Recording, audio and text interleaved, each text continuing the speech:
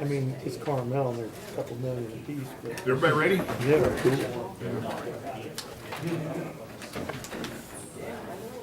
Hey. That's my job.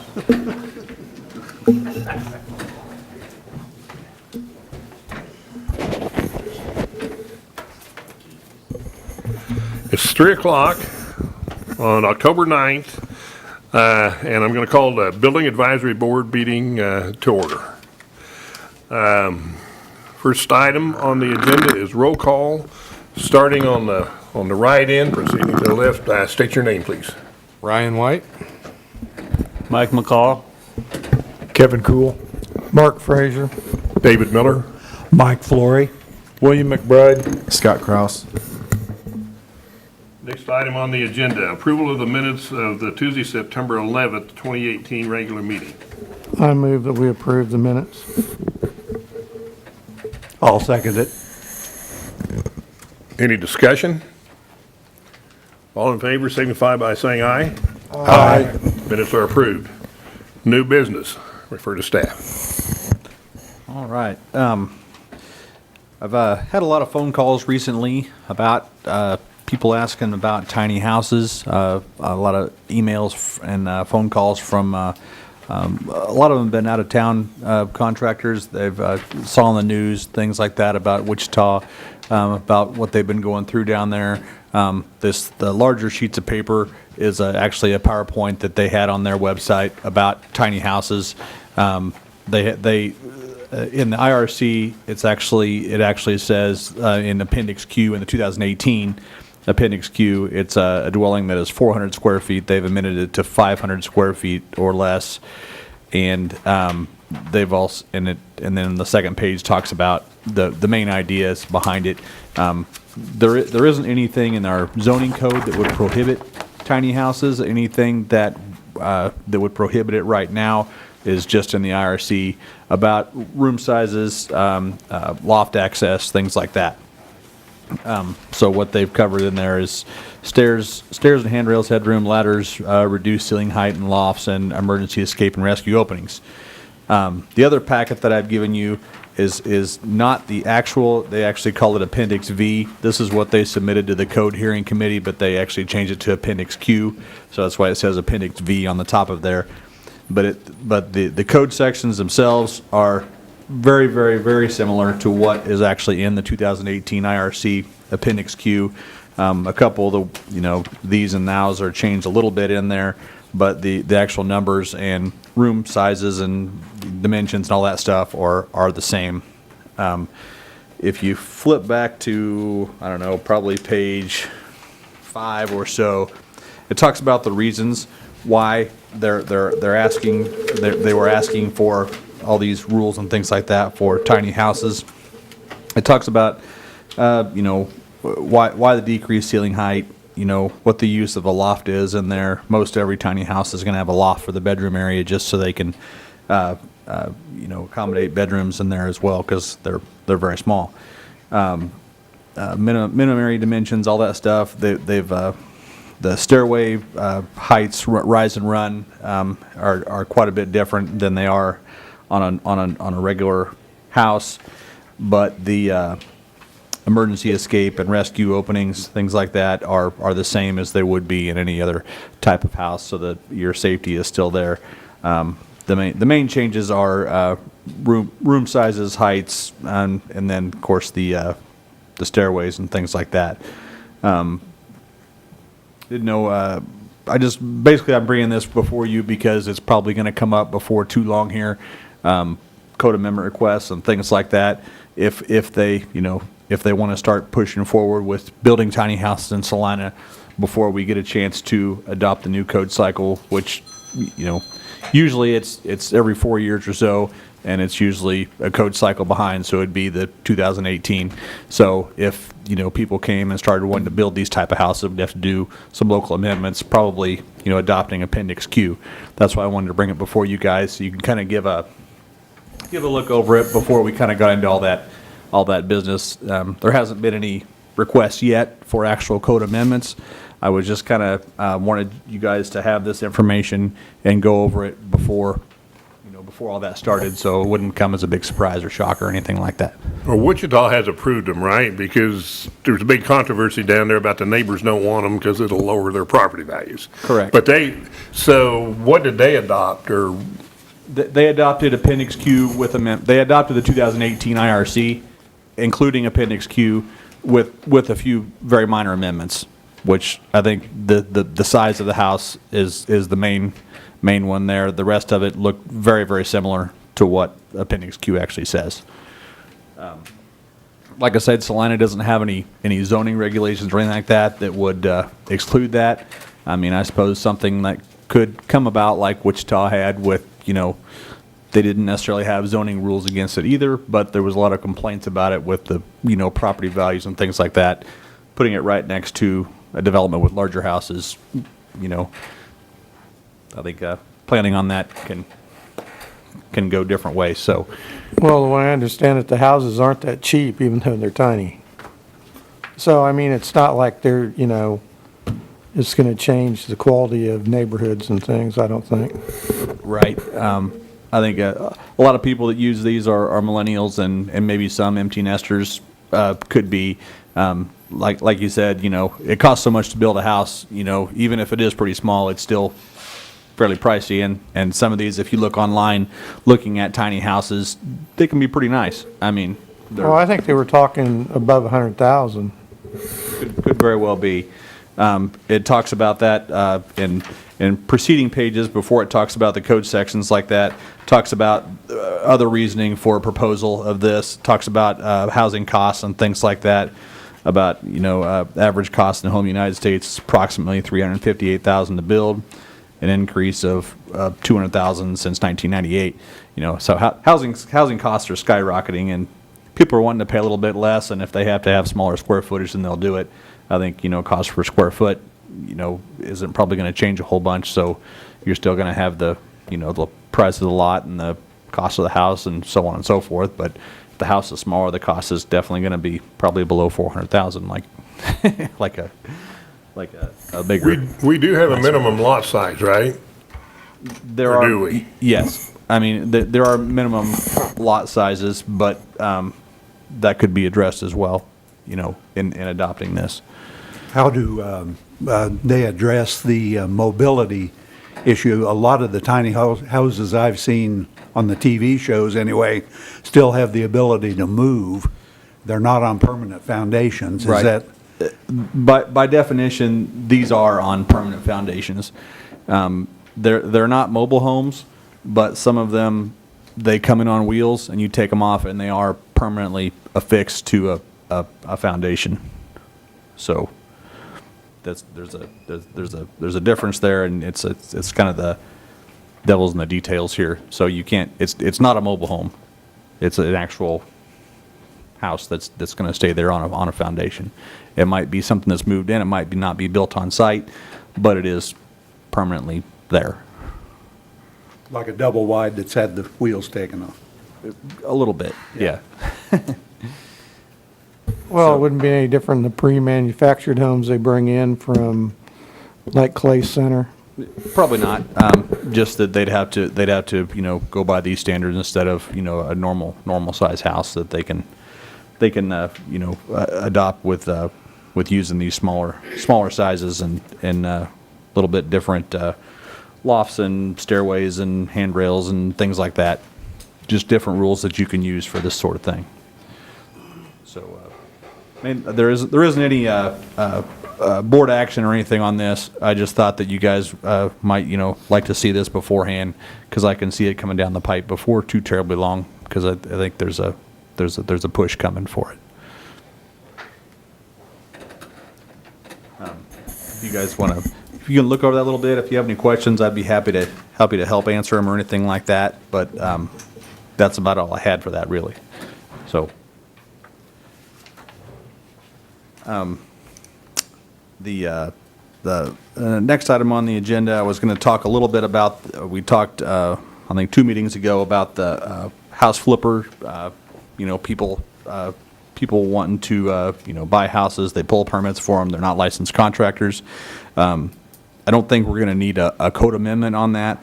What we have done is something administratively.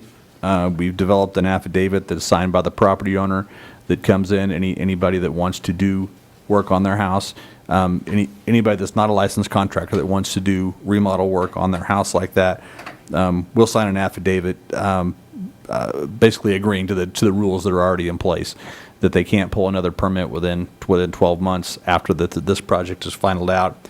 And I think so far that's kind of solved our problem that what we've had. We have had any other issues like that come up. People that are signing this affidavit, it basically gives us a little bit more teeth if we have to go to prosecution or anything like that for someone who is working without a license and kind of doing this on purpose. We understand that sometimes people can remodel their house and they'll move, and that's fine. They're not professional house flippers or anything like that. But what we're trying to do is keep our the integrity of our licensing program intact. And so so far so good. We think this has been pretty helpful and good in that whole situation. So we're not going to have an amendment or any rule changes or anything. It's basically, this is just kind of an enforcement method that we're using, having them sign an affidavit saying we're aware of the rules and we're going to follow them. And so if it ever does go to court, then we'll have that paperwork to back that up.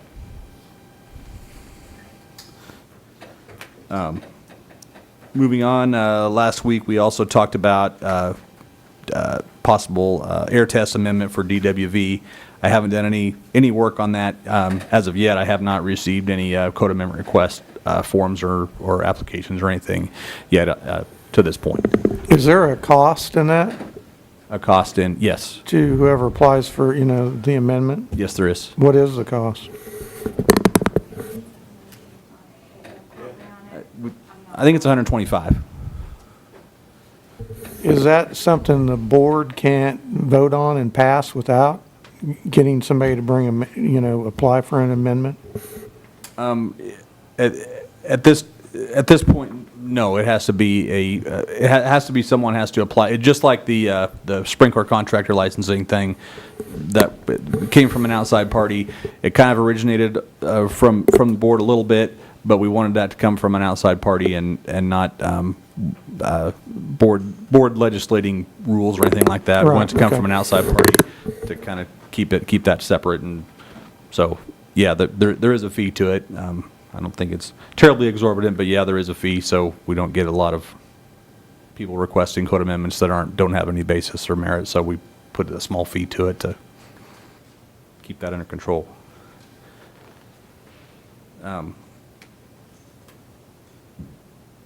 But unless you guys have any other questions or anything like that about tiny houses or anything else we've discussed. Do Any we need updates to- on the permit process with your new software? There a little bit more. We're going to be, like I said, we do have that public portal that basically what we're waiting on is we have a new software review program. It's called Bluebeam that goes along with our Llama software that we're using now for a permit database. They had some problems with it because Bluebeam came out with a new format on there, so they had to recalculate their. My computer jargon's not the best, but they had to redo their formatting so they could talk to each other. I think they have everything done except for I would guess any day now they're going to be unveiling that. So that's the last I heard from Davenport Group, who makes our Llama software. They're been in contact with Bluebeam, and they're very, very close, from what I understand. So, should be getting more news from that shortly, but right now that's all I have on that. Do you think we need to proceed with tiny house adopting the appendix? No rush on it, I know, but do you think that's something we need to look at doing here in the foreseeable future anyway? Probably yes. Like I say, that it would be very similar to the other code amendments I talked about. Right now, it's just been people calling and asking questions about what our rules are, things like that. I think that there's been some fairly serious interest in proceeding with that, but there hasn't been anything official yet. Right now, it's just people kind of shooting out flyers to see where we're at and what we're going to do. Somebody'd have to bring that to the board, just like this air testing thing. Yes. It has to be a code amendment request too. Right, yeah, because, right now, we don't have anything in our current code that even addresses it at all. Like I say, it does in the 2018. If they want to wait for a little while until we get to that far, then, that's fine, I suppose, but, It's going back a while, but it seems to me that there was a process for this board originating code amendments without a formal code request. Like I say, I've seen several, it seems like, over the years of coming to these meetings. I don't know what that process is, but Well, I think that was back when the good old boys were making their own rules set up here. I think it's a good, way to go about it, that somebody brings it to the board. Right. Instead of somebody on the board, making the decisions. Right. Or, not making decisions, but bringing it to the board and then voting on it. I mean, it should be brought by an outside source. When you have people showing interest, do you explain to them this process of what they will have to do to be able to build these tiny houses? In other words, they could gain some time for themselves if they knew that they had to do this request. yes.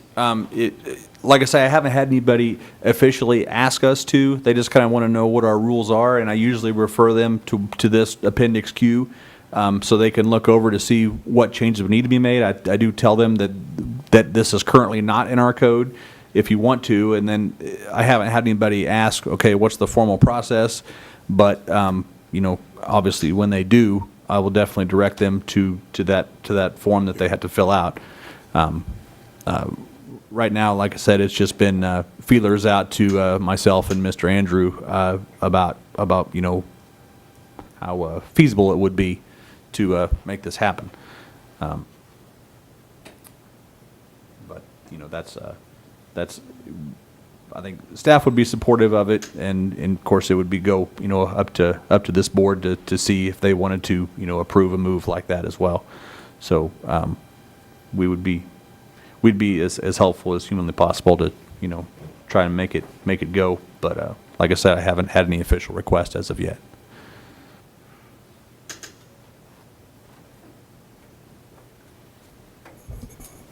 Okay, next item, public forum. Does anyone from the public have anything to bring before us? Just have one thing to say on that tiny houses. You said you were gonna be alter the steps or something?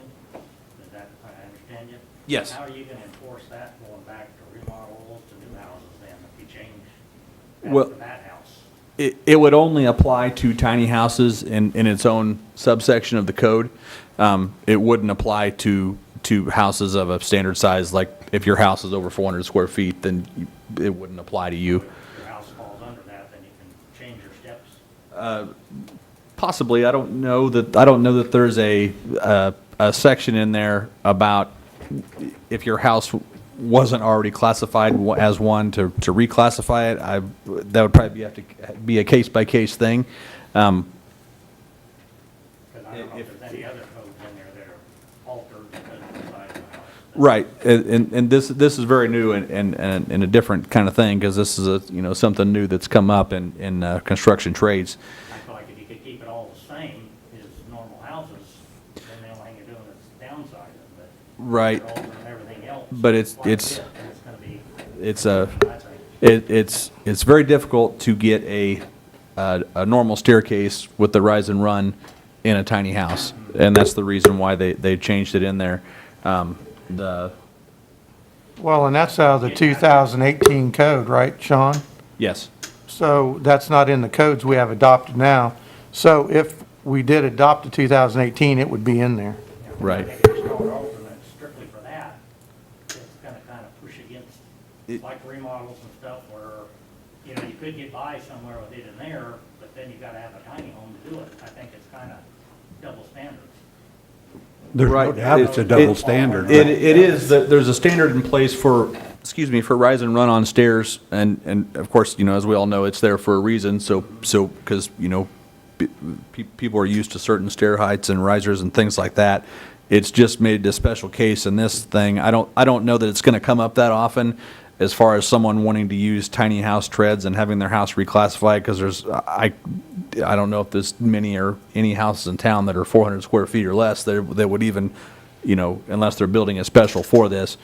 But if you go to, what's it, AV 104213 for stair treads, for tiny houses, the tread depth is 20 inches minus 4/3 the riser height, and then the riser height is 15 inches minus 3/4 of the tread depth. So it's not an actual number like 7, 11, 9, whatever, for commercial or residential stairs. They can vary a little bit depending on what you got to do there. But I think that the special circumstance for a tiny house is especially for that, because otherwise it'd be pretty much impossible to build it if you didn't make these changes. I just don't think they should alter it just strictly to them. Just the only I can see. Well, that's definitely some discussion we can have whenever we get that moving.